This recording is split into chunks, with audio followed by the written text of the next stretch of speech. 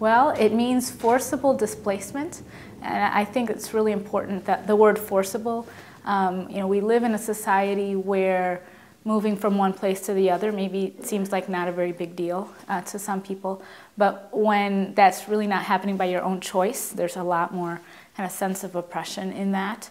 And in some cases, there are folks who've lived in a neighborhood for many years and owned a home, and they benefit from the skyrocketing values, and they move out and get a decent price maybe on their house. A lot of times folks are maybe tricked into selling prematurely, and had they stuck around much longer, probably would have gotten a much bigger return on the sale of their home. We see renters who are forced out because those more affluent folks are willing to come in and pay 2 and 3 times more for that apartment. And so obviously the owners are going to want that higher income. And of course they're paying higher property taxes, so they feel they need and deserve to have that higher income. One of the most challenging situations that we see a lot is older folks who maybe bought their home, when it cost $40,000 to buy that house, and now their house is worth $400,000, and they've paid off their house, but now their property tax payment is so high that they can't afford to stay in their house. So, here are folks who feel like they've done everything right, and now they're forced to move because somebody else wants their neighborhood.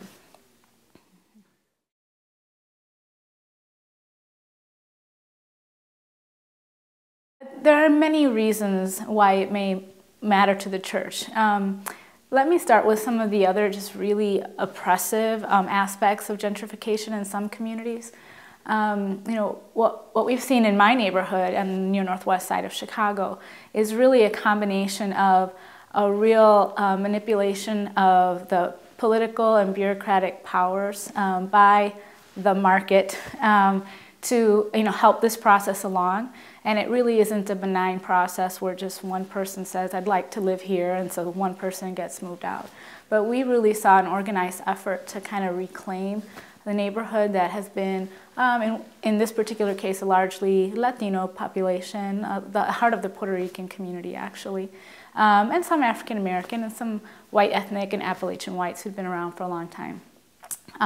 But we saw the real estate community actually come in and say, in organized meetings, because we heard reports back about some of these things, how can we take this community? And one of the ways they said they were going to do that was to use the city's community policing program and to basically make poor people and people of color the enemy so that other folks in the community would help kind of move them out.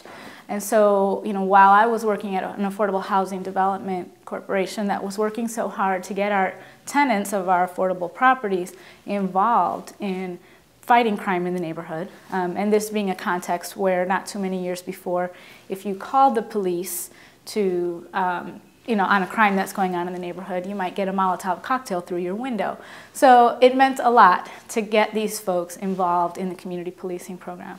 But not too long thereafter, they started to become the targets of really harassment by other folks who were coming to these problem-solving meetings. And they would, stand up and shout down any Latino or African American who would get up and try to talk.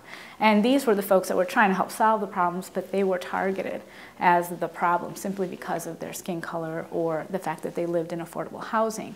And in that context, the beat officers weren't helpful either. And one particular situation which really kind of points to what was going on in the community, one of the beat officers actually stood up and said that everyone in the neighborhood who lives in affordable housing should have to wear ID bracelets. And you just think, is this Nazi Germany? This is kind of the context in which people were living. Similarly, we had a city councilman in the neighborhood who was going around and saying that poor people don't vote, so they don't count, and was slandering really anybody in the neighborhood who was an advocate of the poor. So much so that the organization I worked for eventually sued the alderman for slander and many years later won that lawsuit. But that really turned into a big political battle about how to engage people in the community to be part of the political process and vote so that their voice would be heard. And in the process of doing community organizing to help people get involved, there was a lot of oppression that would come down from the city councilman's office. What he was doing was giving developers whatever zoning changes they wanted in order to build much bigger buildings and put in new condominium and townhouse buildings, as long as they made a significant contribution to his campaign. And there was nothing that he did that was technically illegal, but he was certainly selling out the community. And so when he was challenged with that, he really fought back. And he would go to some of the storefronts along some of the major strips and say to the owners of the businesses, you need to put up a sign, saying you're in support of me. And when they said no, the next day they'd have 40 building code violations. Things like that were quite normal. And one of my good friends, who was on her own time doing organizing to help the opponent, on the night of the election, her car was firebombed. And that day during the actual election, there were lots of allegations of where the ballots were stolen and lots of corruption in Chicago politics, which is maybe not all that surprising, but that's a reality. And we're talking late 90s. We're not talking in the days of Al Capone. This is stuff that still happens. So it's not just, as I've said, a benign process where properties change hands. It's really kind of how do people organize to take hold of the political and bureaucratic structures that promote this kind of change. The other thing that happens is a lot of folks who come into the community who are just looking for good property values and want to see the value of their house double. That's why they've come to this neighborhood. They've heard it's a good investment. They hear the community is still a little bit funky. They're not sure it's totally safe, but they hear that property values are really skyrocketing. So they move in, and everything about how they live is to make sure their property values go up. So if there's a little old lady who lives next door and she's not able to keep up her building the way they think it should be kept up so that the neighborhood would look nice and property values will keep going up, they call the building inspector on her. And so you've got a woman who has sold off, paid off her house. Her husband died years ago. She can't really keep up the house, and she's forced to move out of the neighborhood. And some people would say, well, she probably ought to just, take advantage of that value and move somewhere else. But that's a woman who raised her kids and her grandkids in the neighborhood and still goes down the street to church to play bingo and, has her social service agency over here where she gets support and, knows how to walk down the street and get on the bus because she doesn't have a car, and that'll take her where she needs to go. And so if she's forcibly moved to another neighborhood, she's disconnected from her social networks, she's disconnected from services that probably are not available in the neighborhood where she's able to find new housing. So it's a very complicated picture, and it has a lot of pain involved for a lot of people. For that reason, I think the church should care at many levels. For me as a Christian, it's hard to look at the oppressive behaviors of the police and the politicians and not feel like we don't have a role in addressing that and calling our elected officials to use their power responsibly and to help provide access to those who are disenfranchised from the political process. So I think there's a role there for the church. And certainly in the case of the police, making sure that they're not using their power to abuse the community and to promote the racial stereotypes and other stereotypes that have existed in our society. And certainly there's a role for the church in caring for individual neighbors who are struggling because their housing prices have gone up so high that they can't pay their rent, or maybe they are just barely paying their rent but they can't pay their heat, or they can't maintain a car anymore because they have to choose. And in some cases, they have to have 2 and 3 families living together in one home in order to continue to stay in this community that has been a part of their community. So there's a lot of opportunity for the church to just look at the individual needs of people as they become maybe house poor, as we say. They may be paying their housing payment, but they're not being able to cover a lot of their other expenses to live because of how high their housing prices have become.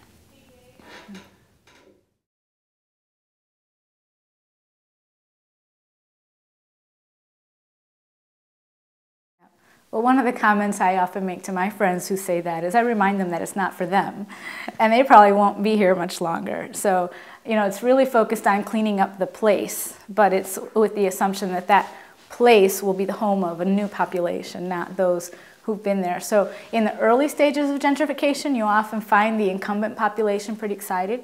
I mean, I grew up in a neighborhood that I've watched it gentrify, and yeah, it's nice when the city comes and finally fix the potholes and plant some new trees and those things, but over a period of time, you turn around and you say, wait a minute, but 75% of the people that I grew up with that made this my community have now been pushed out. Not just the poorest of poor, but homeowners and social workers and teachers and others who, you know, don't make enough money to stay in that context.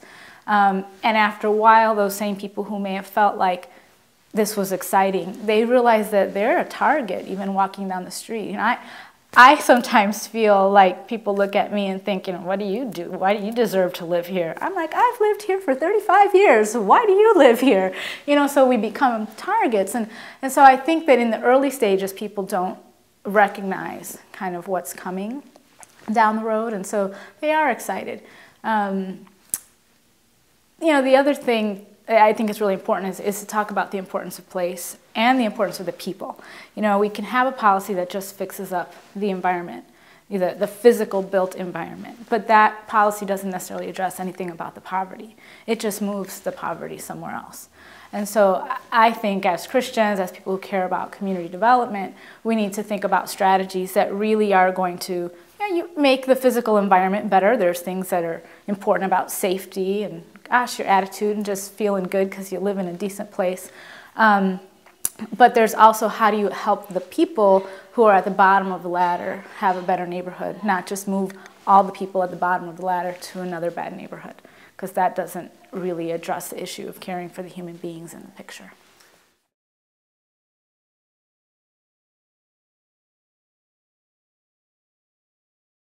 In cities like Chicago, the poor are moving both to other parts of the city and out into the suburbs. There are many neighborhoods in the city that we see shifting in terms of the ethnic and demographic nature of those neighborhoods. And in some neighborhoods in Chicago, we still see significant inflow of immigrants, but they're living 3 families to an apartment in order to live in those communities.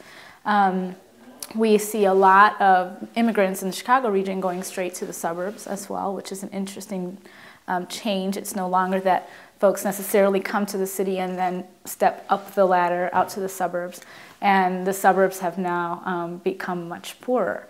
It's been interesting to hear the city talk a bit about, you know, oh, well, we're fighting poverty and we've lowered the poverty rate in our city, but that's mostly because they've been moved somewhere else, not necessarily because there's been some great strategy to lift up those who are in poverty living in the city.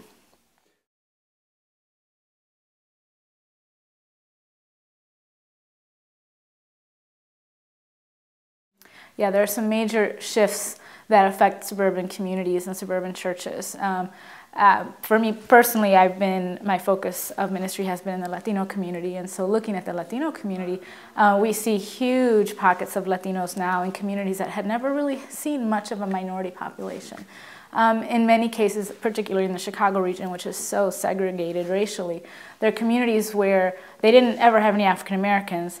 They can accept Latinos a little bit easier, the first few that come, but then when the whole town comes from Mexico, following that first family maybe that came, there's kind of a big scare. And we've seen a lot of discrimination, a lot of real pushback from communities on those immigrant populations that have come. So in these suburban communities, the church is often the one entity that can really play a leadership role in helping to settle some of these immigrants in their new community, showing them love, providing them with an opportunity of space to gather.